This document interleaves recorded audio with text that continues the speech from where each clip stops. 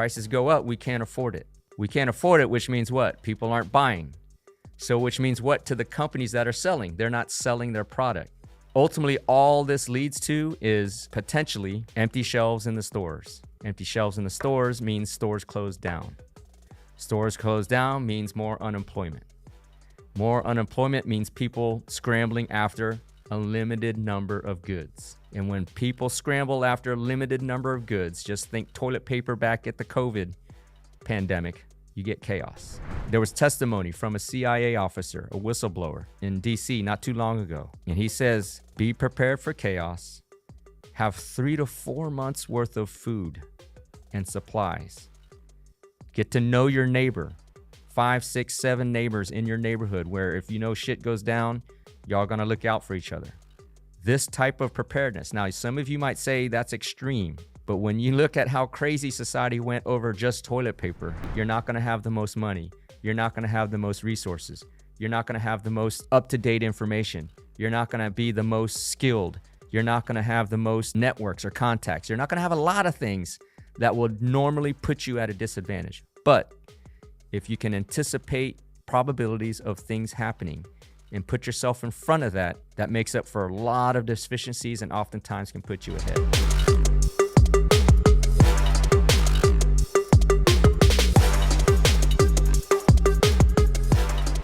Yo, what's up, everybody? This is the End-to-End Podcast, and I'm your host, Dr. Yun Win, affectionately called Ninja or Prolific Ninja by my family and friends. And because my fans are my friends, you can call me Ninja too. This is the End-to-End Podcast, the Alpha to the Omega, the beginning to the end, talking about life, motivation, drive, success, self-improvement, and offering you morsels in this all-you-can-eat buffet called life. Back in the studio, I think we got our technical issues sorted out, so hopefully this one's going to be airing on YouTube, full video and audio, as well as Spotify and Apple Podcasts. But welcome back to the show. Our audience continues to grow. I like that. Welcome back to the show. Our audience continues to grow. Excited to be back. Had a very long weekend traveling to a PFAS symposium for attorneys this last week in Fort Lauderdale, despite Hurricane Helena. But before we get into all that and what this episode's about, just want to share with everybody how we grow. So I do this show on my own dime, on my own time. If you're new to the show, I pay for this out of my pocket, have a full production team. They have full studio, all this. We take a lot of time, a lot of money, a lot of effort to get this content to you. So the only way we grow the show, is if you share it. And so with that, we do this based on a value exchange. If you learn anything from this show or any other prior episodes, any other podcasts, episodes of this show, please do share the show. I like to say if you're knowledgeable, share the show. That is how we grow. So please do share it. And just with that, I want to thank everybody out there who has been supporting, liking, following, and especially sharing the show and our content. Our audience continues to grow. I think we're 30, 40,000 on across all platforms, which is incredible because it takes usually 400 episodes to get to 1 million views or things like that. We are well on our way, given this is our 120, maybe 30th episode. So we're we're not even halfway there, much less getting close to being in 400th episode, but we are continuing to grow and our trajectory is fantastic. So with that, I want to thank you all. And as you all know from listening, or if you're new to the show, I always start my show as I start my day. Once I wake up, my eyes open up, before I even take a sip of coffee or anything like that, I thank God and the universe for another day, for an opportunity to be great and hopefully inspire someone to live to their fullest controllable potential, which is the mission of this show, is to inspire billions across the planet. You are very much a part of that. So I want to express my gratitude to you all. So about this episode, this is probably the 4th or 5th time I've stated this. This was on our prolific Q&A not too long ago, probably several months ago. And the question was, what do I think was going to happen between now and election time? My only answer is chaos. And here we are in a chaotic time. What's been chaotic now? What is the most recent one? Well, besides the Hurricane Helena, as I mentioned, today, the longshoremen went on strike. Okay, if you don't know what that means, is that there are people that work the ship channels, the docks, all the way up and down the East Coast through the Gulf of Mexico. So we're talking, Maine down to Florida, from Florida all the way to Texas. People that work on the docks. Well, these dock workers have formed a union, the Longshoremen Union, and they negotiate a lot of different things with all the ports that they work with. So salaries, benefits, working conditions, working hours, all these things they negotiate. Well, this year they wanted to negotiate for a little bit more, and there was no agreement. So what the longshoremen wanted was a 70% pay raise, and more importantly, a prohibition against automation on the ports, which means no robotics, no AI, none of that on the ports. Okay. And it was that second point that the ports could not agree to, because obviously with automation and AI and robotics, they can create more efficiencies and more profitability. But on the other side, that means the loss of jobs for these longshoremen.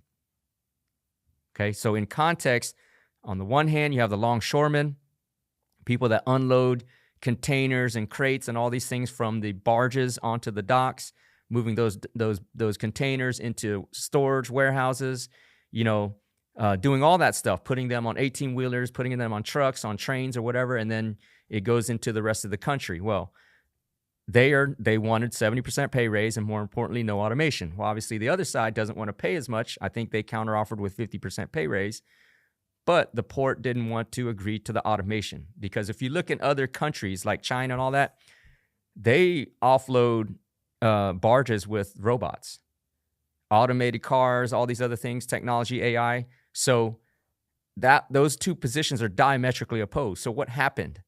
Because they couldn't come to an agreement, for the first time in 50 years, there's a strike all up and down the East Coast, all throughout the Gulf of Mexico, all the ports, 45,000 plus longshoremen.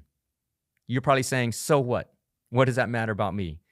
I'm about to tell you why, because this will lead to chaos if it doesn't get resolved soon. As I mentioned before, the question was, what do I expect between now and election time? Chaos. Chaos.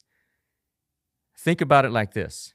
Over the course of this last administration, strategic oil reserves for the United States has been depleted. Okay? So what does that mean? We only get our fuel, our oil, from imports. The Middle East, South America, wherever we can get oil, we have to import it. Well, if half the country is not getting oil now unloaded from the barges, okay, what do you think is going to happen to gas prices? It means oil is not getting into our country, which means oil is not being refined into gasoline, which means we will not have gas very, very soon. Prices are going to skyrocket. People are going to lose their jobs. Okay, it just means chaos. What about food? What about our basic necessities? What about electronics? Right? As these supply chain disruptions occur, what happens to prices? Supply chain disruption means supplies of goods that we need for our daily living gets cut off. And when you think about supply and demand, if there's still demand, but the supply goes down, what happens to prices? Prices go up. Prices go up, what happens to affordability already on strained wallets and savings accounts? Prices go up, we can't afford it.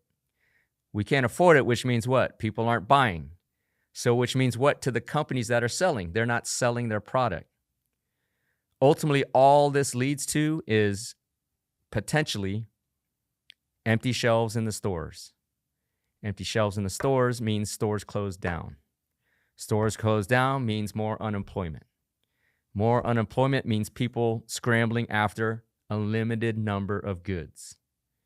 And when people scramble after a limited number of goods, just think toilet paper back at the COVID pandemic, you get chaos. Except this time, it's not chaos on aisle 10 for toilet paper in the grocery store. This is chaos across all facets of American life, right? Fuel shortages, long lines, impatient people, coupled with natural disasters like what's going on in North Carolina.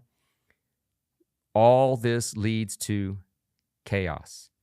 So when I told you back several months ago, if this happens, now they may come at the last minute, get into the bargaining table.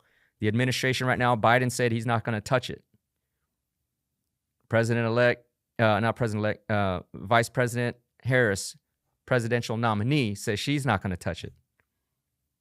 So we're just left at the market forces in the middle of this chaos where 45,000 workers who are responsible for unloading barges full of goods, namely oil and energy, electronics, things we need, if they're staying on the ships and not getting onto port or onto dock, they're not able to dock and get into port, we're not going to have those things.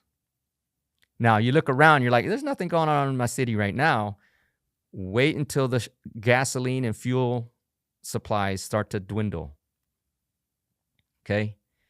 We're not feeling it yet because this just happened. The strike happened. This is airing on Thursday. The strike happened on Tuesday. So maybe we are starting to feel it by the time this episode airs. But this happened just today on today's recording. So right now, the supply is still high. But over time, in a week or two, supplies are going to go low. Grocery stores are going to start to empty. Water bottles, all these things that we import, without that, it's going to lead to chaos. So I told you back then, we don't know what's going to happen. We don't know what's going to happen except for chaos. And I told you to be prepared. I told you to get prepared. Now, this isn't, going into prepper crazy prepared, but some type of preparation where you have an extra 2 or 3 days of food. There was testimony from a CIA officer, a whistleblower, in D.C. not too long ago, and he says, "Be prepared for chaos. Have 3 to 4 months worth of food and supplies. Get to know your neighbor." 5, 6, 7 neighbors in your neighborhood where if shit goes down, y'all gonna look out for each other.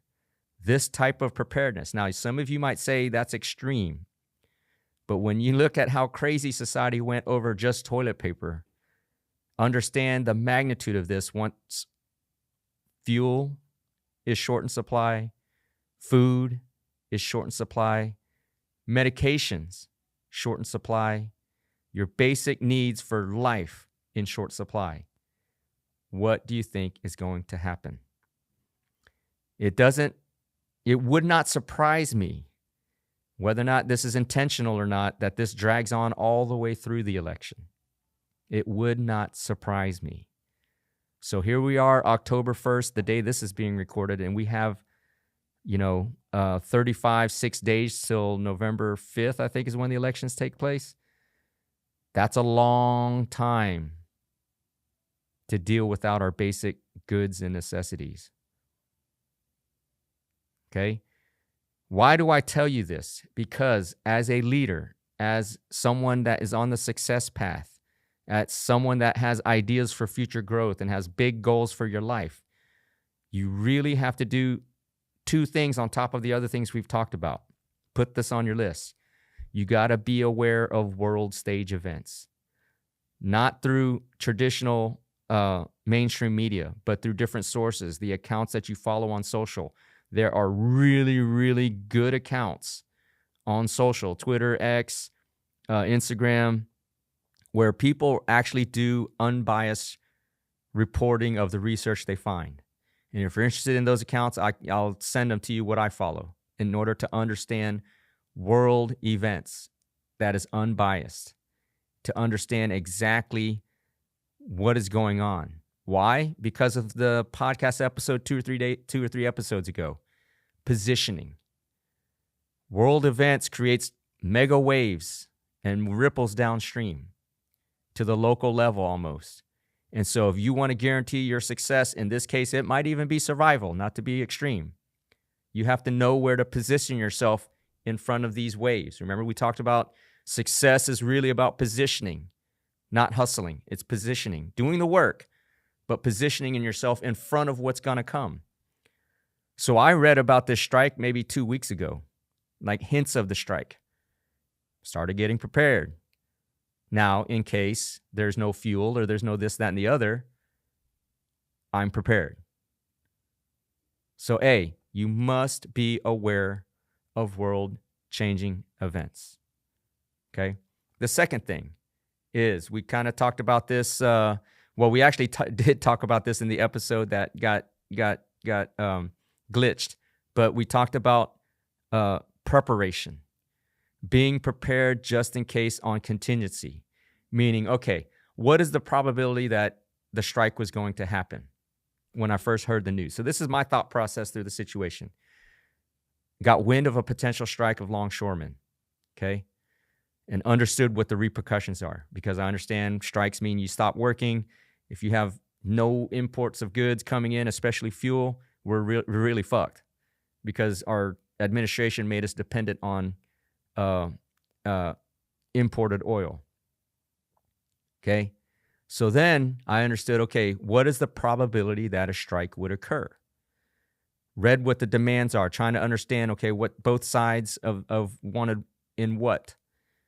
And then I understood, okay, this is better than 50-50, that there will be a strike. Now, at that time, I probably put it at 60-40, 70-30. But here we are at 100-0 that there's a strike. And so when I understood that there was a higher probability, and it could have not even happened. Okay, but I put it at a probability 60-70% that the strike was going to happen. Started to get prepared. Told my wife, hey, if we're ordering groceries, order extra, just in case. Okay, and she did, thankfully. And so now we're a little bit more prepared. Okay, now from here, we have to understand, what is the probability that this continues for any length of long period of time. Okay, I would say in that regard, better than 50-50, because the demands are too far apart. It's a binary demand. Hey, we want 70% and no automation. Hey, here's 50%, but we got to have automation. That second component, there is no middle ground. It's not like, hey, we'll only use robotics for, moving the containers from, once they're on port, the container to the train.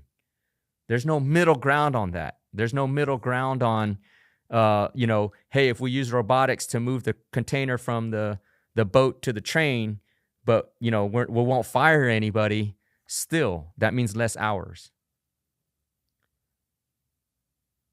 Okay, so there's no middle ground between no automation and we need automation. So you could expect that this might drag out for an extended period of time. When I say extended, 2 or 3 weeks or more. Okay, the administration has already said we're not stepping in on this. I don't know why not, but they said they're not stepping in on this. So there's no political help to help the situation. So what that means ultimately, prepare for chaos, and more importantly, potentially prepare for suffering. Because again, if our food shelves aren't stocked with imported food, we may be stuck. And if we have no fuel, we're really stuck. And when I say stuck, that means we're fucked. Right? So this is why the lesson here is, you must be prepared for contingency. You must be able to assign probabilities to future scenarios of what may or can directly affect you. In this case, it's real world shit, but it's, in the case of this podcast, it's also about business. Right? You have to analyze probabilities of events happening that may affect your business. New technology, new competitors, new market entrants, new customer bases, a whole political regime change. If you deal a lot with city and political contracts, if the regime changes, how does that affect your business? It brings me back to a conversation I had with my son in sports. It says, if you're not the most genetically gifted athlete, you're not, in his case, basketball, you're not 6'9", 240 pounds, can jump out the gym. If you're not that person, then, and you're at a disadvantage from a genetic athletic standpoint, how do you actually win? You win by anticipating plays. Because if you're not the most athletic, but you can see what's going to happen before it actually happens, who has the advantage? And seeing how things happen before it actually happens is what? Is just understanding the probability of that thing happening. So if I see a guy running here and I see a guy running here and they're headed towards the basket, I got to know in that scenario what the probability of whatever is going to happen and put myself in front of it. It's about positioning. And so positioning can give you a huge advantage on what otherwise would look like a disadvantage, being undersized. That, my friends, is a skill that will put you so far ahead, because obviously you're not going to have the most money. You're not going to have the most resources. You're not going to have the most up-to-date information. You're not going to be the most skilled. You're not going to have the most networks or contacts. You're not going to have a lot of things that would normally put you at a disadvantage. But if you can anticipate probabilities of things happening and put yourself in front of that, that makes up for a lot of deficiencies and oftentimes can put you ahead. So in this particular case, be prepared for more chaos. We still got 35, 6, 7 days before the election. Prepare for more chaos. Just be prepared for more chaos, because this political climate is going to require chaos before anything gets settled up. Maybe the third attempt on the former president succeeds, and then what? Maybe Kamala drops out and somebody else pops in, and then what? There's a lot of maybes, because really we're in uncharted territories from a global geopolitical economic standpoint. Maybe Iran actually invades Israel and triggers World War III. Now what? World War III on top of a longshoreman strike, on top of anything else that comes up. Be prepared for chaos. Okay? Lessen the blow by positioning yourself. Okay?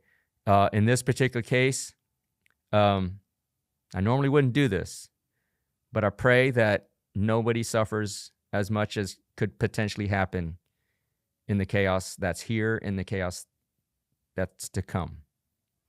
Prepare yourself. That's all I got to say.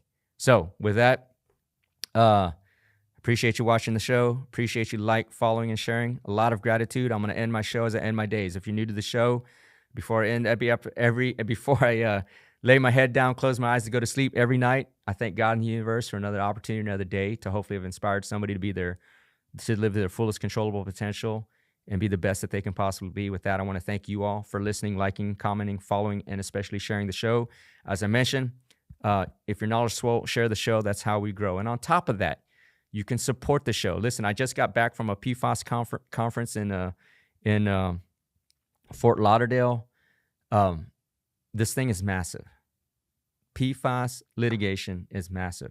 And the way you can help support the show is that if you know anybody that is affected by cancer, any families, friends, relatives, whatever, please do direct them to our website at PFAS, injuryattorney.com, or on X or YouTube at PFAS Lawyer, PFAS LAWYER.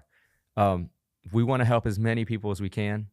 It is that big of a deal. And I'm not looking this in terms of being an attorney and legal fees and all that. I'm looking at this in terms of what the effects of PFAS could be on my kids and, when they have kids, my grandchildren, and lives going down the line. This is a very highly charged spiritual issue for a lot of people. We've already signed up since May over 100 clients, and many of them are wrestling with spirituality as it relates to cancer and what it's done to their lives, why they got it, how they got it. Understanding that PFAS is a component in this equation is helping these people come to grips with the fact that they do have cancer. So this is a plea to you, because I feel this is a personal passion or personal mission of mine. If you know anybody with cancer, please direct them to PFASinjuryattorney.com or PFAS Lawyer on X, where they can get more information and understand the magnitude of this issue. This is not just an issue with the United States, but it's around the world. if our waters continue to get contaminated with this chemical, it's going to be a tough time. The PFAS is already in 99% of all of our blood in America, and it doubles your chances of cancer. So don't think now, but think decades from now, the effects of this. So please do support the show in that regard. I would never ask you for any money or anything like that, but this is a cause that's worth fighting on the Hill for. And so if you could support the show with that, please do. So with that, I want to thank you for listening, watching. Glad to be back on video. I will look forward to talking to you very, very soon.